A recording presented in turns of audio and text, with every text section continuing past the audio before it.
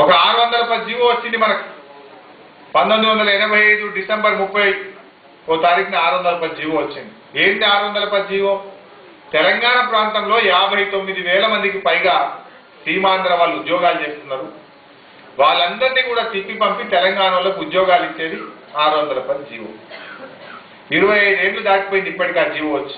ఇంతవరకు ఆ జీవో అమలు కాలేదు, మన ఉద్యోగాలు మనకు రాలేదు. ఇక్కడ చాలా మంది ఇంజనీర్లు ఉన్నారు, డాక్టర్స్ ఉన్నారు, ప్రొఫెషనల్స్ ఉన్నారు ఇక్కడ. మరి నిజంగా అక్కడ ఉద్యోగాలు వచ్చుంటే వాళ్ళు మాత్రం ఇక్కడ ఎందుకుంటారు?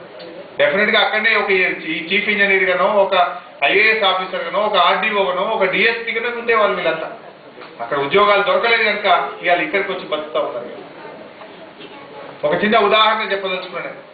ఈ 610 జీవో 25 ఏళ్ళైనా అమలుగా.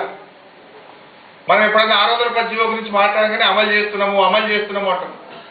10 ఏళ్ళకెళ్ళి చూస్తున్నాం 610 జీవో గురించి మనం అడుగుతుంటే ఫస్ట్ రేవూరు ప్రకాష్ రెడ్డితో కమిటీ వేసింది, గిరిగిలాని కమిషన్ వేసింది, తర్వాత రాజశేఖర రెడ్డి ముఖ్యమంత్రి అయిన తర్వాత మంత్రులతో కమిటీ వేసింది, ఆఫీసర్లతో కమిటీ వేసింది, అసెంబ్లీలో కమిటీ వేసింది.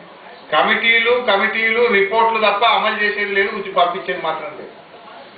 ఒక్కటే ఒక ఉదాహరణ చెప్తే మీకు అర్థమైతే ఏంటంటే, ఒకసారి అసెంబ్లీలో నేను 610 జీవో గురించి మాట్లాడుతూ స్పీకర్ను ఉద్దేశించి మాట్లాడుతూ అని చెప్పిన. ఇవాళ ఒక హైదరాబాద్ నగరంలో 300 మంది ఎస్ఐలు, సిఐలు ఇవాళ ఆంధ్రోలు ఉన్నారు. ఈ 300 అన్ని డిపార్ట్మెంట్లో ఉన్నారు.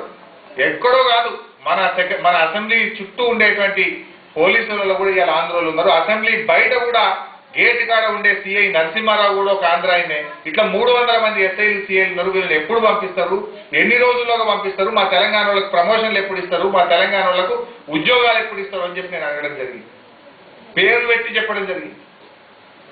సరే, హోంమంత్రిగా అప్పుడు జానారెడ్డి గారు ఉండే, ఆయన లేచి ఏదో సమాధానం ఇచ్చి వీళ్ళకి తప్పకుండా పంపిస్తాం, మేము చర్య తీసుకుంటాం, వీళ్ళకి పంపిస్తాం, మీకు మనోళ్ళకి ప్రమోషన్లు ఇస్తాం, ఉద్యోగాలు ఇస్తామని చెప్పి. మీకు తెలుసు అసెంబ్లీ ఏమైతుంది, ఏడాదికి 3 సార్లు అవుతుంది, వానకాలం, చలికాలం, ఎండాకాలం. సరే, నేను వానకాలంలో అడిగింది, వానకాలం అసెంబ్లీ సమావేశాల్లో అడిగింది, అసెంబ్లీ అయిపోయింది. మళ్ళీ డిసెంబర్లో చలికాలం అసెంబ్లీ సమావేశాలు స్టార్ట్ అయింది. నేను అసెంబ్లీ లోపలికి పోతుంటే ఆ గేట్ కానీ ఉంటాడు నరసింహారావు సి, వాడు నమస్తే సార్ అని. అది వీడు ఇంకా ఉన్నాడు కదా అనుకుంటున్నాను.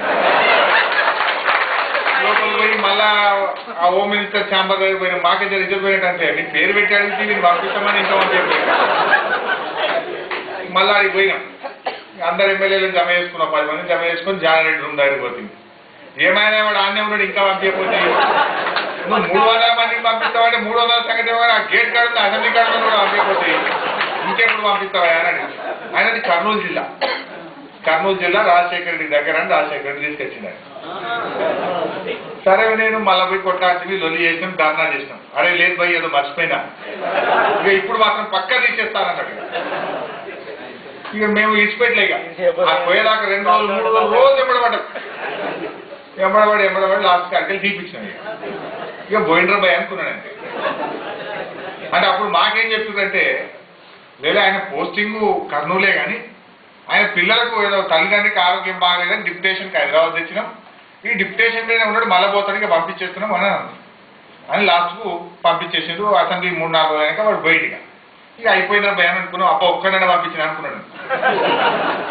ఇక మళ్ళీ ఎండాకాలం సమావేశాలు ఉంటాయి మార్చిలో, ఫిబ్రవరి. ఈసారి నేను ఎండాకాలం సమావేశాలకు పోతే వాడు ఎడికెళ్ళి దిగిండి అనుకున్నారు, ముఖ్యమంత్రి కాళ్ళకెళ్ళి దిగిండి. అలాగే అరే వీడు మళ్ళీ వచ్చే కదా ఇదేంటని నేను అనుకున్నాను. ఏంటని మళ్ళా బయటకు వచ్చి మన తెలంగాణ పోలీసు వాళ్ళకి ఫోన్ చేసి, అరే వీడు మళ్ళా కనబడుతుంది కదా, ఏమైతే సరే మరి చెప్పలేదు పోయి నాకంటే ఎన్నిసార్లు చెప్పుకుంటూ 3 నెలలు తిరిగినాం మీ అమ్మడ, ఇక అయితలేదు పోతుంది, మేము కూడా ఇచ్చిపెట్టాము. అట్లా కాదు, ఏమైందిరా పోయి ఇక్కడ చెప్పు అని అడిగిన.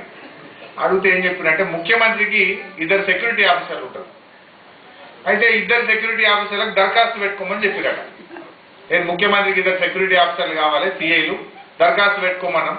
వీడు కూడా పెట్టుకున్నాడు అన్న. తెలంగాణలో కూడా 30 మంది పెట్టుకున్నారట. అంటే దానికి చాలా రూల్స్ ఉన్నాయట. ఏమని,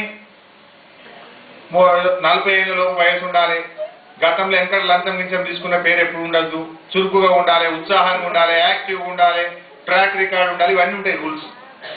మరి ఇలా మన తెలంగాణలో కేవలం ఎవరు మీకెందుకు రాలే, మళ్ళీ వాడి గాడిని కలకెళ్ళండి అంటే, మీరు ఏం చెప్పమంటామని వాళ్ళు 3 ముచ్చట్లు చెప్పారు. ఒకటి, గతంలో ఈయన లంచం తీసుకొని కర్నూలు కాడ సస్పెండ్ అయ్యి 6 నెలలు నౌకరు పోయింది. 2 40 ఏళ్ళు ఉండాలన్నారు, 40 కాదు 42 ఏళ్ళు ఉన్నాయి. 3వ ఏంద్రబాయ్ అంటే ఒకసారి యాక్సిడెంట్ అయ్యి ఆయన కాలు ఇరిగింది, ఆయన నడుచుడు కూడా కుంటుకుంటూనే నడుస్తాడు, అయినా ఆయన సెక్యూరిటీ ఆఫీసర్కి ఇచ్చి. నేను ఇంత ఎంబడవాడి వాడిని అసెంబ్లీకి వెళ్ళి బయటకు పంపిస్తే 7 వేలు అంటే ముఖ్యమంత్రి కార్యాలయంలో తెలియదు, మళ్ళీ గదే అసెంబ్లీకి వచ్చింది ముఖ్యమంత్రి ఎంబడి, మళ్ళీ గదే సీఐ గదే ముఖ్యమంత్రి ఎంబడి అసెంబ్లీలో తెలియదు. అంటే ఇప్పుడు ఏమైపోయింది, నేను ఆయన నిలబొట్టబోతే ఇక మంచి పోస్ట్ దొరికింది.